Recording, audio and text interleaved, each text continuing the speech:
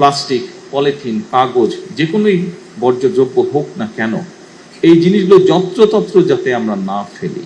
ছোট বাচ্চাকে যদি ভালো কিছু শেখানো, ওটা কিন্তু তার মাথায় ঢুকে যায়। এইটি যদি আপনারা বিশেষ করে যতগুলো সিটি কর্পোরেশনের ভেতরে স্কুল আছে, ছোট ছোট বাচ্চা, বিশেষ করে প্রাইমারি স্কুল, হাই স্কুল, এই বাচ্চাদেরকে যদি এই জিনিসগুলো শেখানো ধরেন, কারণ হয় কি, বড়রা শিখলেও কিছু শুনলেও সহজে শিখতে চায় না। একটা মানুষ 25, 30, 35, 40 বছর বয়সে তাকে যদি আপনি কিছু শেখাতে চান, অনেক বেগ পেতে হয়। কিন্তু আপনি যদি একটা ছোট বাচ্চাকে যদি ভালো কিছু শেখান, ওটা কিন্তু তার মাথায় ঢুকে যায়। এবং ছোট বাচ্চাকে যদি আপনি সেটা শিখিয়ে ফেলতে পারেন, সবচেয়ে বড় যেটা সুবিধা হয়, সে স্কুলে ভালো জিনিস যেটা শিখে আসবে, সেটা সে যেমন ফলো করবে, সে তার বাবা মাকেও ওটা মানতে বাধ্য করবে। বাচ্চারা করে এটা।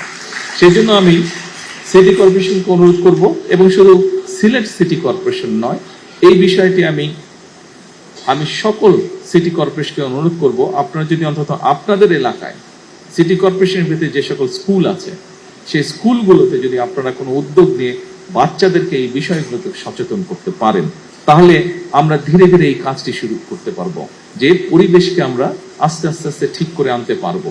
কারণ আজকের শিশুরাই আগামী দিনের ভবিষ্যৎ। তারা দেশ এবং জাতির জন্য ভালো কোনো কিছু আজকে যেটা শিখবে, ডেফিনেটলি তারা যখন বড় হবে, তারা ইনশাল্লাহ যখন একটি অবস্থানে যাবে কেউ না কেউ, তারা সেটি দেশের জন্য, সমাজের জন্য, মানুষের জন্য সেটি তারা অ্যাপ্লাই করবে। RICL TMX, যুগের পর যুগ স্থাপনা থাকে মজবুত।